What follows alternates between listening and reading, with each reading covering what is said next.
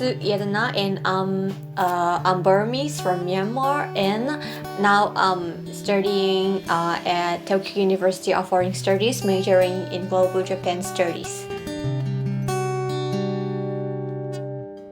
Um, well, I think it may be foods because the foods in Japan are very sweet, and but for my country, Myanmar, all of the foods are spicy and hot, and we use a lot of spices. And when I reach here, all of these foods are sweet and no spices.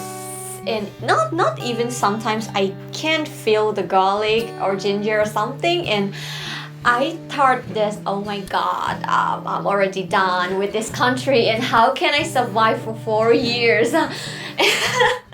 I think the memories for my country is that the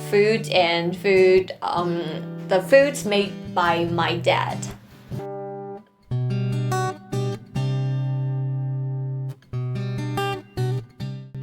In Japan, tantame, it was like my Burmese food, shan noodles in Myanmar, and I really like it taste. Now I even eat maybe 3 or 4 times a week, and I just eat that tantaman in this school cafeteria.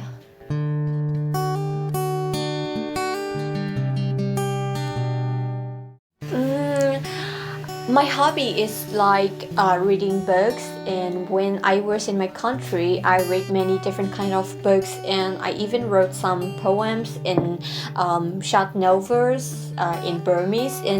But I still can read Japanese books because, as you know, kanji, it's too difficult, and I don't think I can manage now. But in the future, I hope to translate the Japanese books to Burmese, and my favorite Burmese novels to Japanese. Actually, in Myanmar, I was majoring in Japanese language in my previous university too, but according to the political situations in Myanmar, I can't carry on my study for 3 years. So at last, I dropped out from the University of Myanmar and decided to come here. Yeah.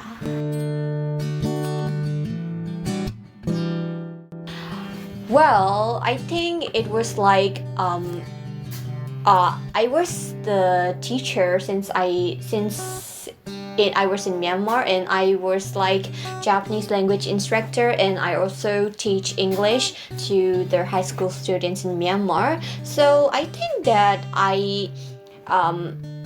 the best thing, the important thing that I always think about is that the curriculum and the syllabus that I using, it's really fits for the students. Because, for example, if I want to give them one, if they can take that one, it's really like the Japanese word, mottainai.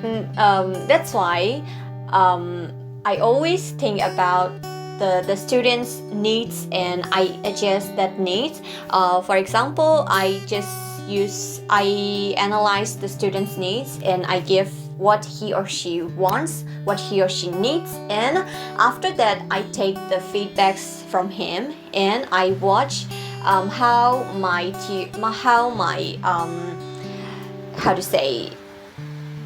techniques really work on him or her, and after I took that result and I make it better again and again to other students. Yeah, I think it's the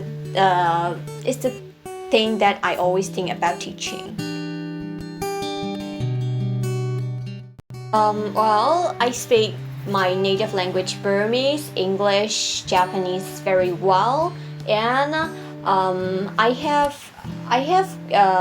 learned Chinese for 4 years when I was child, but now I haven't studied at all, maybe for 10 years or something. So I just know Chinese a little now, and I can understand Korean a bit. Yeah.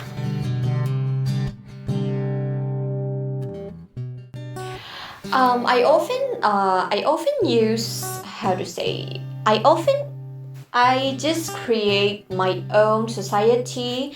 For example, if I learn Japanese, I create my little society of Japanese language, and I don't use textbooks or something always because I hate of being learning by heart. So, for example, if I practice conversations with my friends, and if there's some words or some grammars that I don't understand, I take notes, and after that I do self-study again. And after doing that again and again, I think my language skills really improve. And then for the pronunciation, whenever I learn language, I really focus on pronunciation. For pronunciation, I often use shadowing method, and I think it would really improve not only just your pronunciation but also your listening skills. Yeah. Okay. What do you mean exactly by society?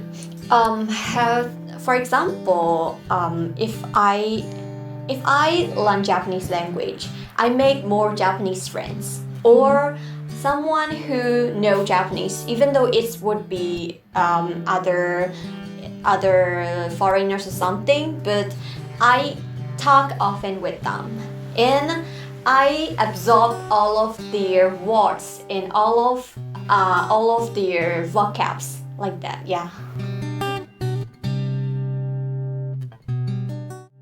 I think it's ongai soten. It's just like 4 words. In Japanese, it's yojijukuko, the 4 words idioms, and it was like ongai soten. It means we will see the sunny day after the cloudy and rainy days. The reason why I like that word is that I believe that in my life, even though I was in the disasters or I was in the difficulties, I'm sure that I could find my sunny days again if I try. Yeah. Thank you for listening.